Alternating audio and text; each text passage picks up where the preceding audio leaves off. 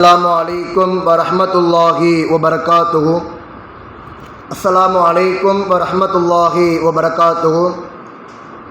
नहमदुल्लाहिल अज़ीम नुसल्ली व नुसल्लिमु अला रसूलिहिल करीम अम्मा बाद फ़क़द क़ाल अल्लाहु सुब्हानहु व तआला फ़ी कलामिहिल क़दीम व फ़ुरक़ानिल हमीद बाद अऊज़ु बिल्लाहि मिनश शैतानिर रजीम बिस्मिल्लाहिर रहमानिर रहीम अलमालु वल बनून ज़ीनतुल हयाति दुनिया इला आखिरिल आया सदक़ल्लाहुल मौलानाल अज़ीम व क़ाल नबी सल्लल्लाहु अलैहि वसल्लम मुरू औलादकुम बिस्सला इला आखिरिल हदीस औ कमा क़ाल अलैहि वस्सलातु वस्सलाम।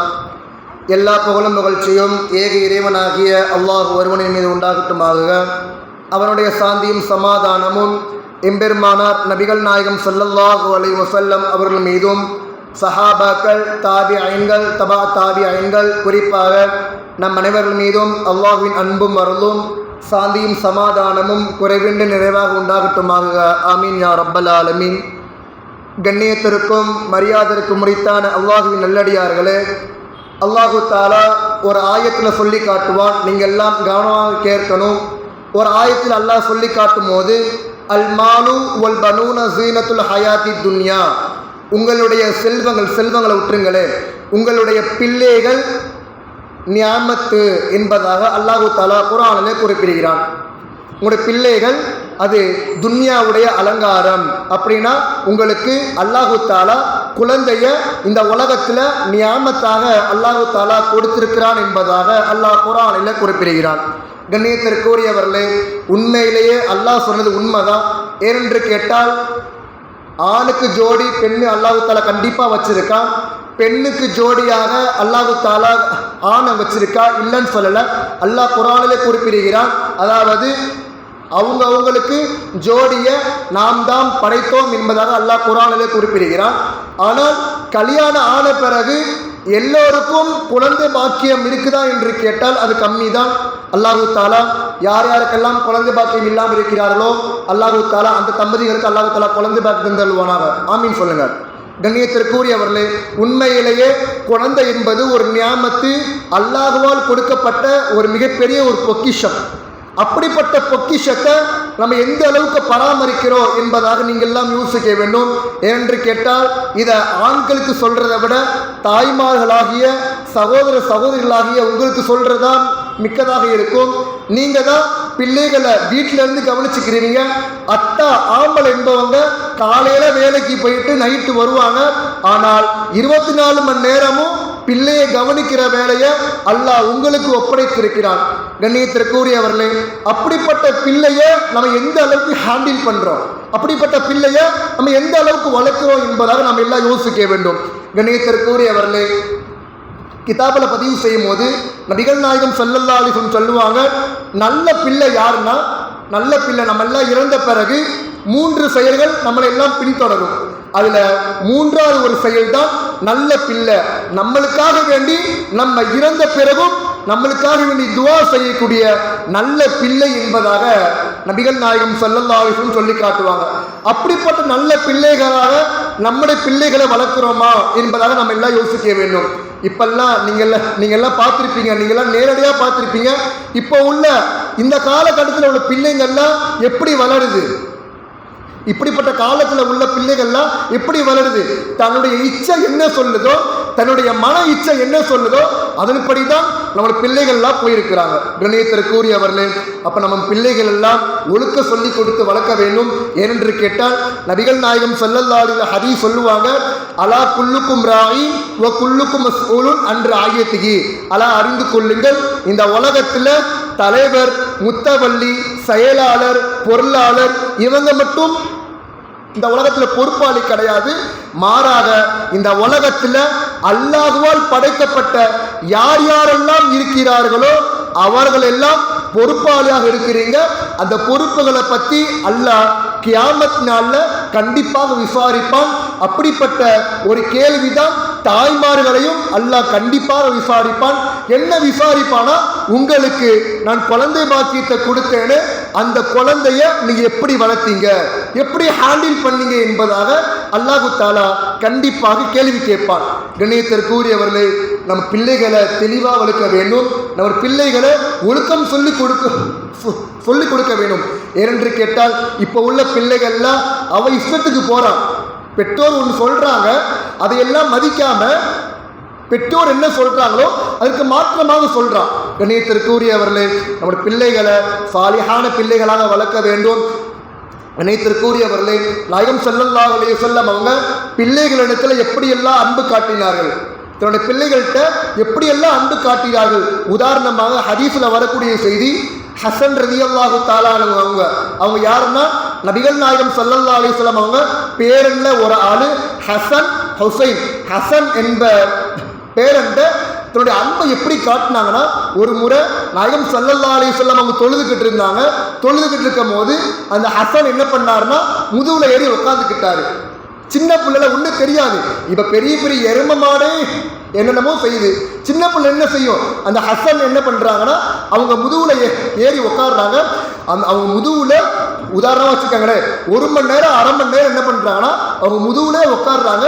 எப்போ அந்த பிள்ளை முதுவை விட்டு வெளியே வருமோ அப்போதான் என்ன பண்ணாங்க, அந்த நம்முடைய தூதர் ஸல்லல்லாஹு அலைஹி வஸல்லம், அல்லாஹ்வின் தூதர் ஸல்லல்லாஹு அலைஹி வஸல்லம் அவங்க எந்திரிச்சாங்களாம்.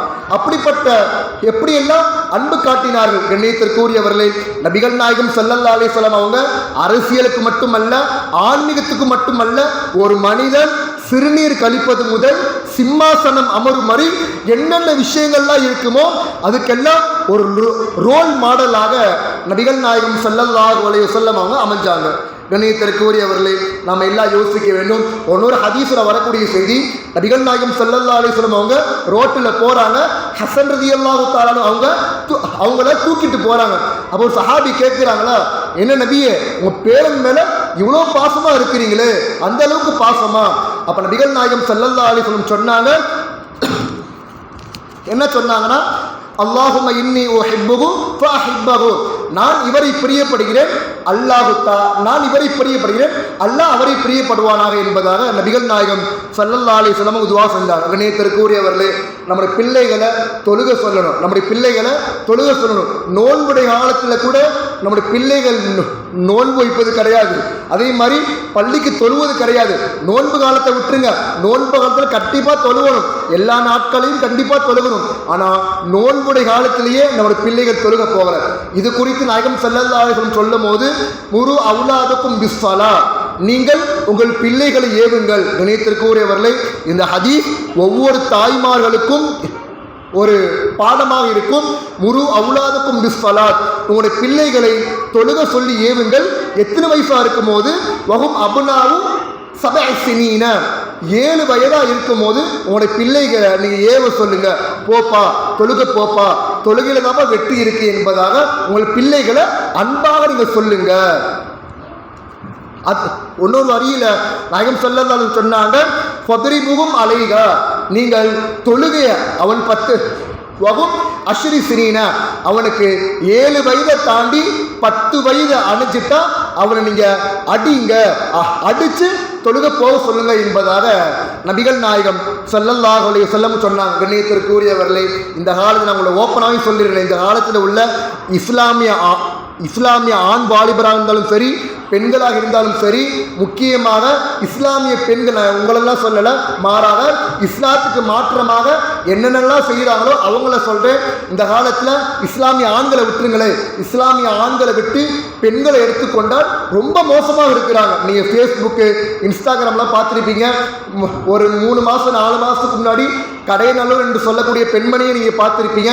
அவங்கள என்ன சொன்னோன்னா உங்களுக்கு எல்லாம் தெரியும். என்ன சொன்னோன்னா, நீ முன்னாடி சினிமாவோட நடிகர்லாம் என்ன சொன்னாங்க, அவங்களாம் எப்படி நடித்தாங்கன்னா புர்கா போட்டு நடிக்க மாட்டாங்க, ஹிஜாப் போட்டு நடிக்க மாட்டாங்க, அவங்களுடைய ஆடையை போட்டு தான் நடிப்பாங்க. சினிமாவில் என்ன கொடுக்குறாங்களோ அதை கூட தான் நடிப்பாங்க. அப்படி நடிக்க வேண்டியதானே. நாங்கள் சொல்லக்கூடிய ஒரே ஒரு காரணம் என்னன்னா, என்ன விஷயம் சொன்னா, நீ எதுக்கு புர்கா போடுற, நீ எதுக்கு புர்கா போட்டு, ஏனென்று கேட்டால் புர்கா என்பது இன்று அளவிலும் இஸ்லாத்துடைய ஒரு அடையாளம் தான் புர்காவும் ஹிஜாபும். அப்படிப்பட்ட புர்காவை போட்டு ஹிஜாபை போட்டு ஒரு மனிதன் ஒரு பெண்மணி தான் இஷ்டத்துக்கு தன் மன இச்சை என்ன சொல்லுதோ அதன்படி நடந்தால் கண்டிப்பாக இஸ்லாமிய மார்க்கம் கண்டிப்பாக கேட்டுதான் ஆகும். ஏனென்று கேட்டால் ஒரு பெண்மணியை வச்சு பல பெண்மணிகளுக்கு கெட்ட பேர் தான் வரும். கண்ணியத்திற்குரியவர்களே, அப்படிப்பட்ட பிள்ளைகளாக ஆகாமல் நம்முடைய பிள்ளைகளை சாலிஹான பிள்ளைகளாக ஆக்க வேண்டும். கண்ணியத்திற்குரியவர்களே, உங்களுடைய பிள்ளைகள் எங்க போறா, காலையில எந்திரிச்சோன்னே எங்க போறா, என்ன பண்றா, யாரோட போன் பேசுறா, நைட்டு 1 மணி வரை ஆன்லைன் காட்டுது. அல்லாஹ் அக்பர். கண்ணியத்திற்குரியவர்களே, ஆன்லைன்ல நைட்டு 1 மணி 2 மணி வரை காட்டுது. அவன் என்ன சாம் சொல்லிக்கிட்டு இருப்பானா, அஸ்ஸலாமைக்கு சொல்லிக்கிட்டு இருப்பானா? கண்ணியத்திற்குரியவர்களே, நம்ம எல்லாம் யோசிக்க வேண்டும்.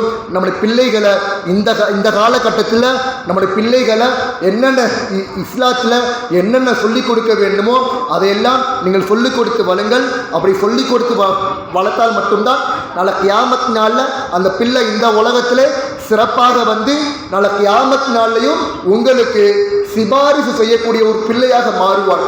கண்ணியத்திற்குரியவர்களே, நம்ம எல்லாம் யோசிக்க வேண்டும். நம்முடைய பெண் பிள்ளைகள், ஆண் பிள்ளைகளை நம்ம வளர்க்குறோம், பெண் பிள்ளைகளையும் நம்ம சொல்லிக் கொடுத்து வளர்க்க வேண்டும். நீ போறியா, நேராக காலேஜுக்கு போ, நேராக வீட்டுக்கு வா என்பதாக பெண்களையும் நம்ம சொல்லி வளர்க்க வேண்டும். கண்ணியத்திற்குரியவர்களே, ஒரு முக்கியமான ஒரு விஷயம் என்னன்னா, பெண் பிள்ளைகளுக்காக வேண்டி நம்ம அறந்தாங்கில உஸ்வத்துல் ஹசனா ஏனென்று கேட்டால் பெரிய பெரிய ஊரில் இல்லாத நிஸ்வான் மதரசால நம்முடைய அறந்தாங்கில அல்லாஹ் மிகப்பெரிய ஒரு கிருபையால் உஸ்வத்துல் ஹசனா இஸ்லாமிய மகளிர் கல்லூரி இருக்கு. உங்களுடைய பின்ன நேற்றே சொன்னேன், இருந்தாலும் திரும்ப சொல்லிக்கிறேன். உங்களுடைய பிள்ளைகள் 10வது 12வது படித்து முடிச்சு தான் நீங்கள் உஸ்வத்துல் ஹசனாலே சேர்த்து விடுங்க. உஸ்வத்துல் ஹசனால மார்க்க கல்வி மட்டும் சொல்லிக் கொடுக்கல, மாறாக உலக கல்வியை சொல்லிக் கொடுக்குறாங்க. தையல் பயிற்சி, எப்படியெல்லாம் சமைக்கணும், நீ மாமியா வீட்டுக்கு போனா எப்படியெல்லாம் இருக்கணும். கண்ணியத்திற்குரியவர்களே, நீங்களாம் நினைச்சுக்கிறீங்க மார்க்க கல்வினா அலிபா தாசா இது மட்டும் தான் மார்க்க கல்வின்னு நினைச்சுக்கிறீங்க. நீங்களும் பெரியவங்களுக்கும் இங்க அனுமதி இருக்கு. அதனால மார்க்க கல்வினா என்னன்னா, மார்க்க கல்வியில் என்ன சொல்லிக் கொடுக்குறானா, நீ எப்படி இருக்கணும், ஒரு பெண்மணி தன்னுடைய வாழ்க்கையில எப்படி இருக்கணும், தன்னுடைய அம்மா அத்தாட்ட எப்படி இருக்கணும், தன்னுடைய மாமியார் மாமனாட்ட எப்படி இருக்கணும், கணவர்கிட்ட எப்படி இருக்கணும், பெத்த பிள்ளைகிட்ட எப்படி இருக்கணும், இதையெல்லாம் கற்றுக் கொடுக்கக்கூடிய ஒரு கல்வி தான் மார்க்க கல்வி. ஆனால் இந்த காலத்தில் மார்க்க கல்வி எப்படி பார்க்கிறானா, அலிபா தாசா ஜிம்ஹாஹா இது மட்டும்தான் மார்க்க கல்வி என்பதாக இந்த மக்கள் எல்லாம் பார்க்கிறார்கள். அது மட்டும் மார்க்க கல்வி இல்லை. ஒரு மனிதன் சிறுநீர் கழிப்பது முதல் சிம்மாசனம் அமரும் வரை நாளைக்கு அவன் எங்க போனாலும் அந்த அப்படிப்பட்ட கல்வியை தான் இந்த மார்க்க கல்வி உஸ்வத்துல் ஹசனா தமிழ்நாட்டில் உள்ள எல்லா பெண்கள் மதரசாக்களையும் சொல்லிக் கொடுக்கக்கூடிய கல்வி அதுதான். அதனால நம்ம பிள்ளைகளை, ஆண் பிள்ளைகளை 10வது 10th முடிச்சுட்டானா ஆண்கள் மதரசால சேர்த்து விடுங்க. அதே மாதிரி ஏனென்று கேட்டால், இந்த காலத்தில் மதரசா அவசியம்னா, இந்த காலத்தில் வெளியில் போனாலே பாவமான காரியம் தான், வெளியில் போனாலே பாவமான காரியம் தான். அப்படிப்பட்ட சூழ்நிலையில் தன்னுடைய பிள்ளைகளை மார்க்க கல்வி கொடுக்காமல் உலக கல்வியை கற்றுக் கொடுத்தால் அவன் கண்டிப்பாக சீரழிஞ்சுதான் போவான். இப்போ காலகட்ட சூழ்நிலை கண்டிப்பாக சீரழிஞ்சுதான் போவான். அதையெல்லாம் அல்லாஹ் தஆலா விட்டு பாதுகாப்பானாக. அதனால உங்களிடத்தில் இருக்கிற ஆண் பிள்ளைகளை நீங்கள் ஆண்கள் மதரசால இன்ஷால்லா சேர்த்து விடுங்க. ஆண்கள் மதரசா எங்கே இருக்குது, எங்கே ஒழுங்காக இருக்குது அப்படி கேட்டால் நீங்கள் என்ன இடத்துல கேட்டால் நான் அதுக்குரிய மதரசான்னு சொல்லுவேன். அதே மாதிரி பெண்கள் மதரசா திருச்சி, சென்னை இது மாதிரி போக தேவையில்லை. நம்ம ஊர்லேயே உஸ்வத்துல் ஹசனா மதரசா இருக்குது. இந்த மதரசாவை பற்றி சொல்ல தேவையே இல்லை, உங்களுக்கே தெரியும். என் கண் கூட பார்த்துருப்பீங்க. ஒரு ஆலிமா கேரளாவில் வந்து தியாகம் பண்ணி இங்கே வீடு, ஒரு ஊரை விட்டு தியாகம் பண்ணி எந்த ஆலிமா வரமாட்டாங்க. ஆனால் நம்ம ஊருக்கு கேரளாவிலேருந்து ஆலிமா வந்து நமக்காக வேண்டி சொல்லி கொடுக்குறாங்க. அந்த ஆலிமாவை என்னைக்கும் மிஸ் பண்ணிடாதீங்க. ஏனென்று கேட்டால், ஒரு ஞாபகத்து இருக்கும் போது அருமை தெரியாது, இல்லாத பார்த்தா அருமை தெரியும். அதனால நம்முடைய பிள்ளைகளை சாலிஹான பிள்ளைகளாக வளர்க்கக்கூடிய பாக்கியத்தை வல்ல ரஹ்மான் உங்களுக்கும் எனக்கும் நம்முடைய முழு சமுதாயத்துக்கும் அல்லாஹ் தந்தல்வானாக. வாஹிரு தாவா அல்ஹம்துலில்லாஹி ரப்பில் ஆலமீன்.